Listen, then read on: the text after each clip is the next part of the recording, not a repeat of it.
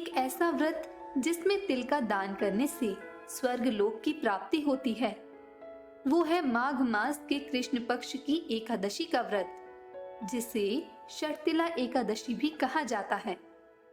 वैसे तो हर एकादशी भगवान विष्णु को समर्पित होती है, लेकिन हर एकादशी का अपने आप में अलग महत्व होता है।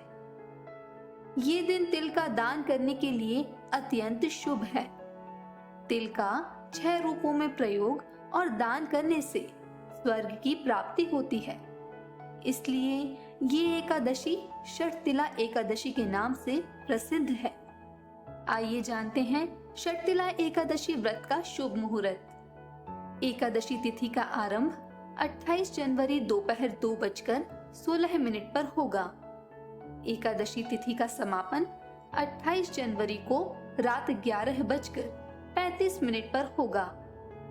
पारणा का समय 29 जनवरी को प्रातः 7:11 से 9:20 तक रहेगा।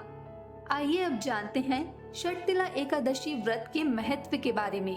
धार्मिक मान्यताओं के अनुसार शर्तिला एकादशी के दिन जो व्यक्ति जितने तिल का दान करता है, उसे उतने हजार वर्षों तक स्वर्ग में स्थान की प्राप्ति होती है और भगवान विष्णु की कृपा हमेशा बनी रहती है। शर्तिला एकादशी व्रत रखने से भगवान उनको अज्ञानता पूर्वक किए गए सभी अपराधों से मुक्त कर देते हैं और पुण्य दान देकर स्वर्ग में स्थान प्रदान करते हैं। इस कथन को सत्य मानकर जो भक्त ये व्रत करता है, उनका निश्चित ही प्रभु उद्धार करते हैं। तो दोस्तों, ये था शर्तिला एकादशी व्रत का महत्व। आइए अब जानते हैं इस व्रत की पूजा विधि के बारे में। इस दिन प्रातः काल में उठकर तिल का उपटन लगाएं और जल में तिल डालकर स्नान करें। नित्य कर्मों से निवृत्त होकर व्रत का संकल्प लें।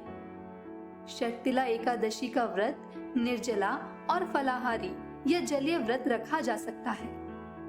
पूजन के लिए एक चौकी पर विष्णु जी की प्रतिमा स्थापित करें। सबसे पहले जल, अक्षत, फूल अर्पित कर हल्दी का तिलक करें। फिर 5 मुट्ठी तिल लेकर 108 बार ओम नमो भगवते वासुदेवाय मंत्र का जाप करें। उसके बाद भगवान को धूप, दीप, नैवेद्य अर्पित कर आज की एकादशी व्रत की कथा का पठन या श्रवण करें। पूजन के अंत में आरती करें। उसके बाद प्रसाद ग्रहण करके दिन भर यथाशक्ति व्रत रखें। दूसरे दिन ब्राह्मण को भोजन खिलाएं, जिसमें तिल के पदार्थ भी शामिल हों। फिर दक्षिणा और तिल का दान करें और शुभ मुहूर्त में व्रत का पालना करें।